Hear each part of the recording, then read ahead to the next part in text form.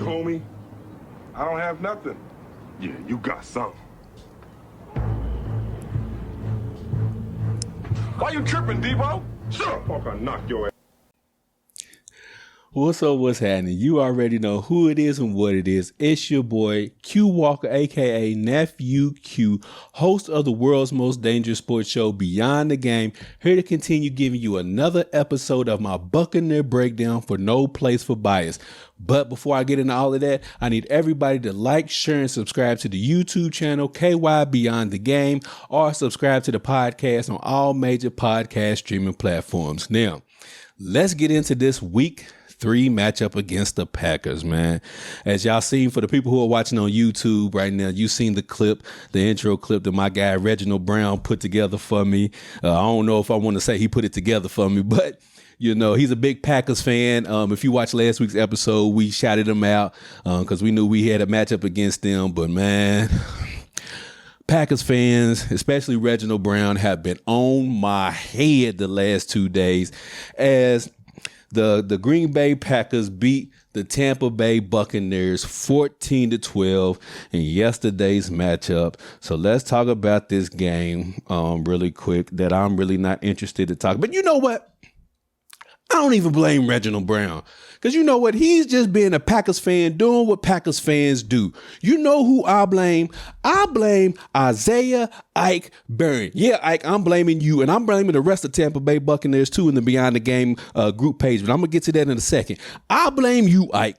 I picked Tampa Bay to win this matchup when in my heart I knew better, because we didn't have the receivers. And I let Ike sit right here, right beside me, gas me up, throwing all these stats and all this whatnot out there, gassing me up, thinking that we had a chance when in my heart I knew it just wasn't right. I knew it just wasn't right. But I let Ike gas me up, and here I was, jumped out on the ledge with him. And you know what? Yeah, I'm talking to you, Ike.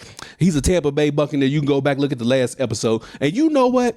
I'll be damned if I am out here fighting these Packers by my dang gone self out here in these streets. Ike done left me out to dry. I'm fighting Reginald Brown, you know, with all his Packers tweets and comments and posts and everything, tagging me and everything. Ike ain't helping me out. So I'm out here getting jumped in these Packers streets, and ain't none of my fellow Tampa Bay Buccaneers fans out of here swinging with me, helping get these Packers fans up off of me. So yeah, Tampa Bay. So when Tampa Bay fans, when y'all get into some hot water, don't you tag me in nothing, because I ain't coming to your defense, because ain't there one of y'all came to my defense, and Packers fans been jumping me for the past 2 days. But anyways, let me get off of that tangent. And also, real quick, man, shout out to Reginald Brown. Dude's a good dude. He has been supporting Beyond the Game ever since he came into Beyond the Game group page. He's always interacting, posting, getting conversations, debates started. He's always sharing stuff. So shout out to Reginald Brown, though. Real talk, he's been a Beyond the Game supporter. But back to these old Packers, back to this Packers and Green Bay game. I mean, Green Bay and Tampa Bay game. Man, I don't want to talk about it. Let's talk about how pathetic.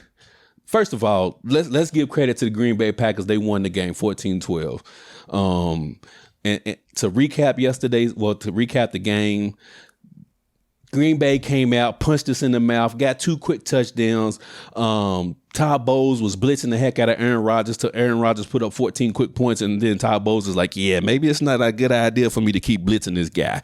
But once he pulled off the blitz, you know, rush 3, drop back 8, you know, rush 4, you know, drop back 7 in coverage or whatever, you know, once he started adopting that moniker, we pretty much contained Aaron Rodgers for the rest of the ball game.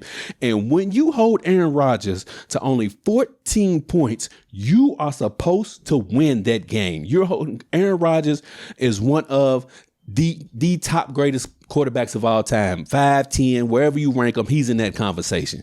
And we held this guy to 14 points yesterday. Our defense is playing phenomenal to start the season, and they played phenomenal yesterday in containing Aaron Rodgers to only 14 points. I'll get to some other stats that he did yesterday, but anyways, that's neither here nor there.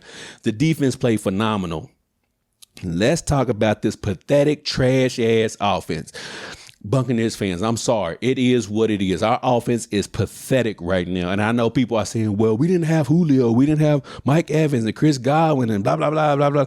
I get all of that. But what y'all fail to realize, Tampa Bay fans, I'm just being a realist right now. What y'all fail to realize is that the first two games versus the Cowboys and the Saints, the offense with Mike Evans still didn't even produce a lot. I mean, I think we only have 4 total touchdowns in 3 games. I mean, that is pathetic. Our red zone offense is pathetic. Mike Evans, he's doing all that he can out there because he's pretty much by himself because, Chris Godwin injured his hamstring in the week 1 matchup against the Cowboys. Julio Jones, as usual, per the norm, is hurt. So it's Mike Evans, Scotty Miller, and a bunch of guys. And then yesterday's matchup, Tom Brady was putting them in the guys' hands, and they kept dropping them. Russell Gage dropped passes.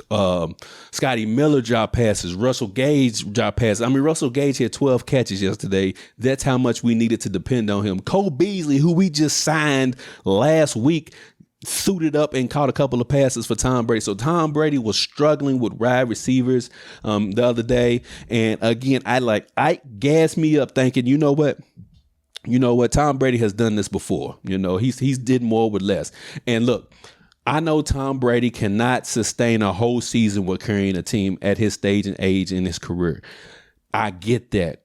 But for one game, we needed Tom Brady to be Tom Brady and make, chicken salad out of shit, as old people would say. But then again, I don't know why old people say that, because why would you want to eat chicken salad that was made from shit? But I'll go with another, make lemonade out of lemons. How about that? We needed Tom Brady to make lemonade out of lemons just for one game until Mike Evans can come back against the Kansas City Chiefs next week. And unfortunately, Tom Brady couldn't work his magic, but at the same time, receivers weren't helping him out a great deal in that matchup as well. So let's continue talking about the pathetic Tampa Bay Buccaneers offense. The game was stagnant offensively for us pretty much the entire game until the last 2 minutes of the fourth quarter, when Tom Brady took the team down the field and we made a touchdown and they made the ball game 12-14. We went for the 2-point conversion. We got a penalty, and then that set us back 5 yards. And then, of course, we didn't get the 2-point conversion and ultimately lost 14-12 in this ball game.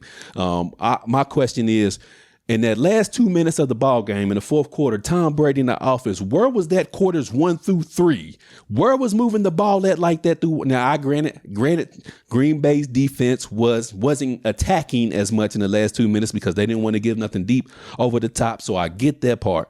But at the same time, Tom Brady was still going down the field, picking them apart, and guys were making great catches. Russell Gage made a great catch in the end zone to make the score 12-14. Where was all of that at quarters 1 through 3? I mean, my goodness.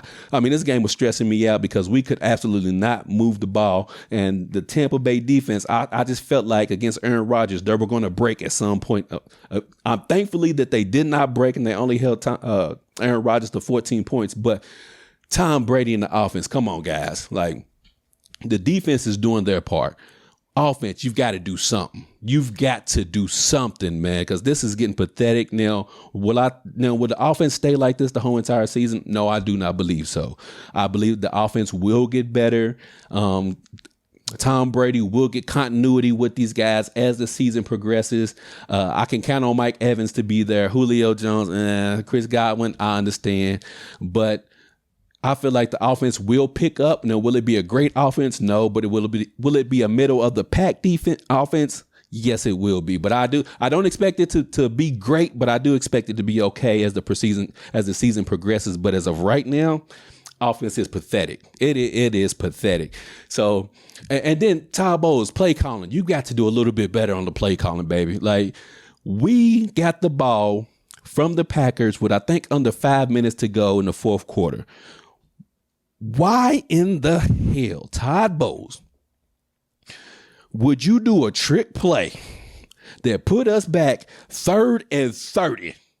3rd and 30. He wanted to do some kind of flea flicker. I don't know.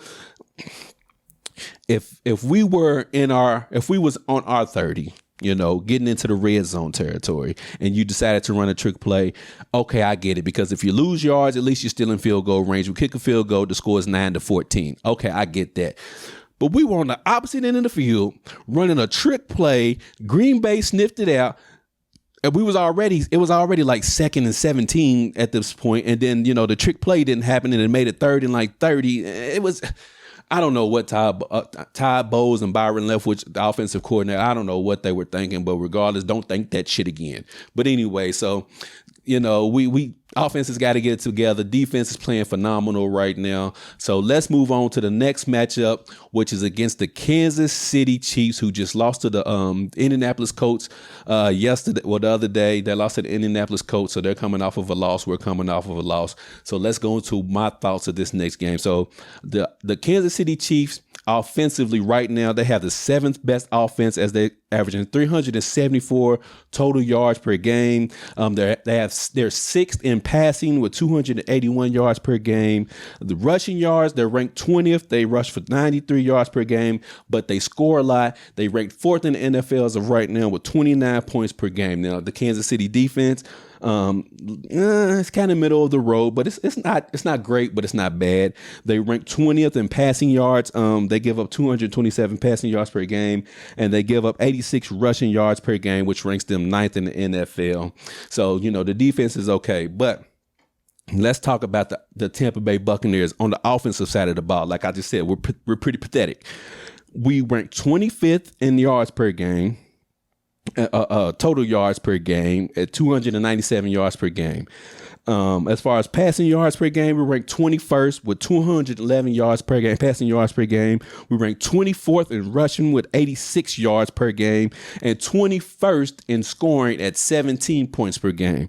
Now, like I said, the defense is playing phenomenal. Defense is ranked 3rd in total yards allowed with 289 yards per game. We rank 2nd in sacks with 11.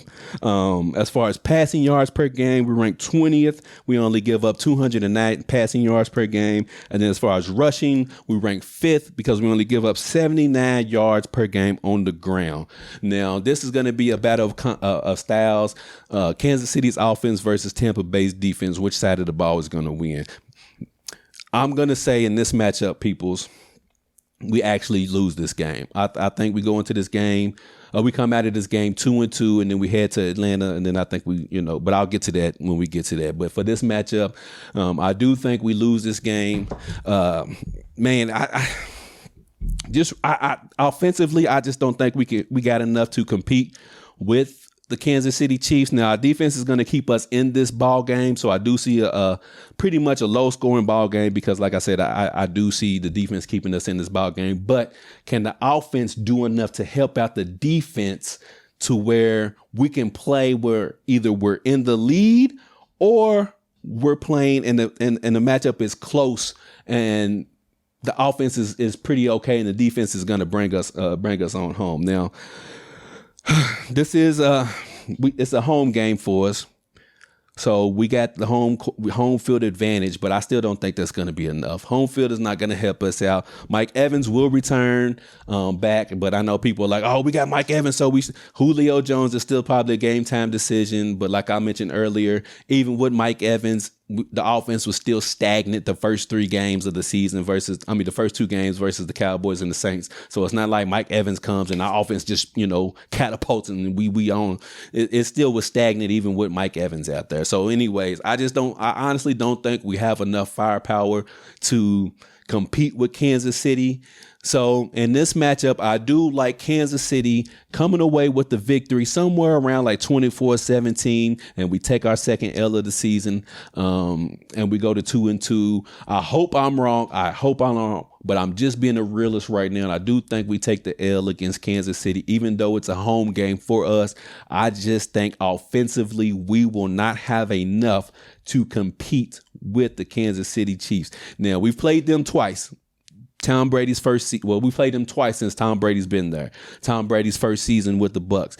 The first game we played the Chiefs, that was the game Tyreek Hill had like 6,000 yards in the first half, and then the second half the defense turned up, and we lost. I think we lost by a field goal in that game, if I'm not mistaken. And then we met them in the Super Bowl during that same season, and we've seen the results of that. So this will be matchup number 3 for Tom Brady and the Bucks versus Pat Mahomes and the Kansas City Chiefs. I do think the Chiefs get the better of us in this matchup. So give me the Chiefs in this one 24-17 because I just don't think our offense is there yet to put up enough points that will help our defense, because our defense is eventually going to get tired from being on the field that much, for us not moving the ball, taking enough time off the clock, giving our defense a lot of rest, because in a matchup against the Kansas City Chiefs, you have to have I mean, it's without saying you got to have a healthy and well-rested defense. But anyways, yeah, let me get Kansas City in this matchup 24-17. We leave the matchup 2-2. Like I said, I hope I'm wrong, but this offense is just concerning for me right now. The defense, I ain't even worried about them guys. I'm just worried about Kansas City is going to score on our defense. It just is what it is. They're going to put points up on our I hope they don't. I hope our defense just plays lights out and plays, 2000 Ravens or 2002 Buccaneer defense, But the reality is that our secondary is not the greatest secondary. So, it's easy for them to pick apart. And if we don't get a lot of pressure on Pat Mahomes, then obviously he got time in the pocket. He's going to pick us apart. But yeah, so I just don't think our offense has enough to compete with Kansas City in this matchup. So I like Kansas City 24-17. But anyways, that's been my Buccaneer breakdown report for No Place for Bias. Like I mentioned earlier, make sure you like, share, and subscribe to the YouTube channel. If you can't, do that, make sure you listen to us on all major podcast streaming platforms. Also, before we get out of here, my dude Reggie, Reginald Brown, has a message for all of the Tampa Bay Buccaneer fans. Here's Reggie's message. I try to warn these Buccaneer fans the week before that we was going to walk in their trap and take over their trap. We walked in their trap, took over their trap, walked out with the win. That's why I like to hear Doe Pat Doe. And with Ike talking about it's only one bay, he's right. And it's in Wisconsin. Yeah, Reggie, whatever, boy, whatever. But anyways, we getting ready to get on up out of here. I've already taken up too much of your time. Make sure you check out next week's installment of my Buccaneer breakdown report after we've played against the Kansas City Chiefs. But I'm getting ready to get on up out this thing. And as always, I want you to treat somebody how you want somebody to treat your mama. And I'm up out this thing, y'all. Peace.